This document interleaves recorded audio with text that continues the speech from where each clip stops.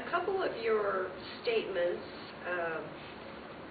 on your campaign website brought up some concerns to me. The first one, Fairfield County wants an independent-minded congressman in the mold of Chris Shays.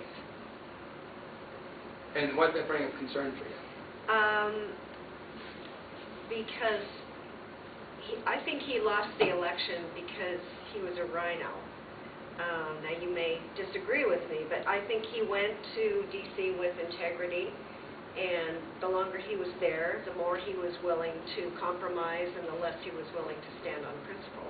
So what did you like about him? See, that's interesting, because I had a very different interpretation.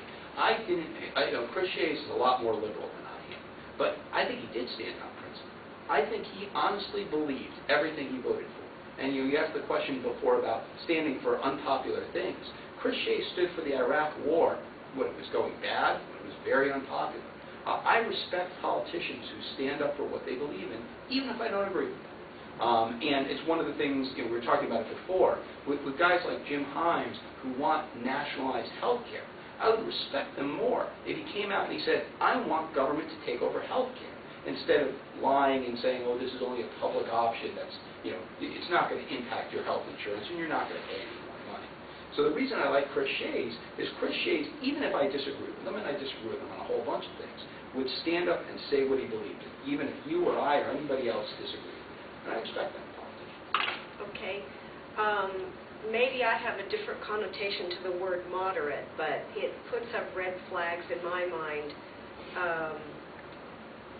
Now, I guess you didn't use that in this sentence. But somewhere in there, I think you on your website or it's on here. I also believe that we need moderate voices in Washington. And that's right. And you know what? We actually need people who are willing to be common sensitive. And if you look at my record, I am a fiscal conservative and social moderate. That might. So social moderate. Would you amplify on that a little bit? Absolutely. I'm pro-choice, which is tends to be a huge issue for some people. I'm also pro-stem cell research. On other issues, I'm obviously pro-gun rights, I'm pro-death penalty. So I'm kind of all over the place on it. But most people in the political shorthand say that somebody who's pro-choice is socially moderate. Are we able to go up to an hour with this? Yes, I'm just going to call it back, though. I think we'll go in order here. Oh, well, can I do the other one here then? I thought that's what you just did. moderate voices. Yeah, I guess we did cover that. Yeah, we did cover that.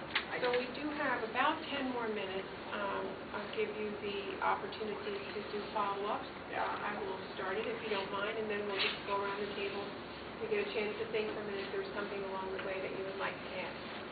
I'd like to start with, give Dan a chance to take a drink. No, go ahead. Give you the water till the last question. There's no meaning. If we didn't like the answers, we don't give water. Right. I think one concern that runs common among certain people in the Tea Parties and conservatives in the country is that we are in some of the trouble we're in because we've ignored the Constitution. There are lots of things that the federal government does that are not enumerated in the Constitution. And I wondered if you would elaborate on your feeling about that. I mean, we hear that the Constitution is a living document and lots of other statements that sort of loosen those constraints on the federal government. How would you use that as a barometer when you're looking at legislation? It would be an example that's really not a power enumerated to the federal government. Yeah, and it's something that we have to look at, the interpretation of the Constitution. It is what it says it is, right? It's not something that, you can read anything that you want into it. So if you look at how the scope of the federal government has crept and crept and crept over the course of the last 40 years, we actually need to say, look, as a society, what are the things that we actually want the federal government doing? Right, so I'll give you an example, right? So you look at something like Social Security. Social Security is not enumerated anywhere in the Constitution. But it is an area where you actually say, geez, we have evolved to a point where as a society, we actually want Social Security. So we actually are going to have that. Other things in the Constitution that have become, or other things in the federal government that have become nice to haves, right? You look at things like the National Institute for the Arts, right, where they're basically having government funding of the arts. That doesn't seem to me what the fundamental purpose of government is.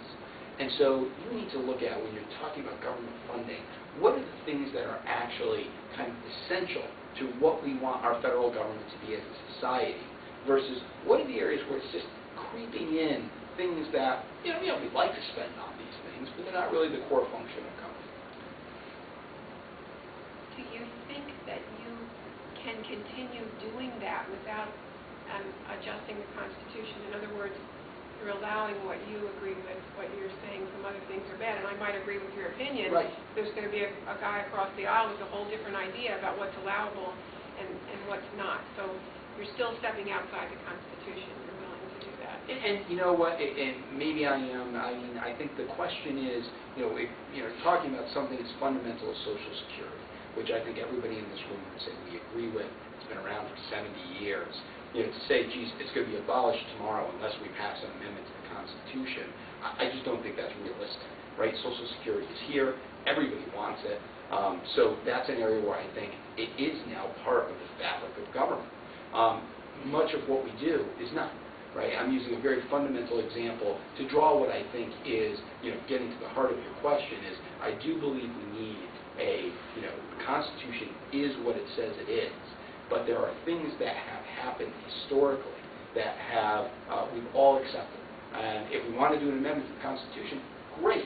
But I'm not going to stand here and say we should repeal Social Security tomorrow because there's a Social Security clause in the Constitution. Couldn't you say in 70 years from now, if they pass health care, that it would be the same way, that we all want health care only because we've gotten used to it? I mean, could you kind of put that in context with Social Security? You absolutely could. And that's why we have to stop things like that now, which are going to fundamentally change the character and nature of the American psyche.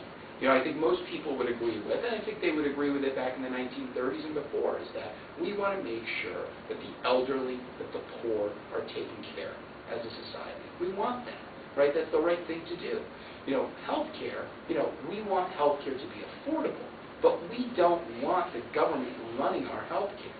So you're right, that could happen 70 years from now. People could look back and say, oh, geez, this is something that's now fundamental to what the government is.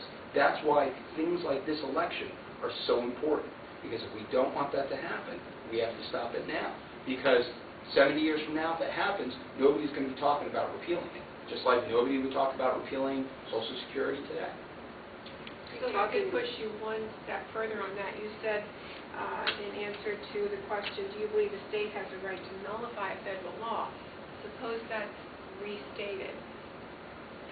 Suppose the state of Connecticut looked at the Constitution and said all powers not enumerated here are left to us, and we're going to do something different. Give me an example.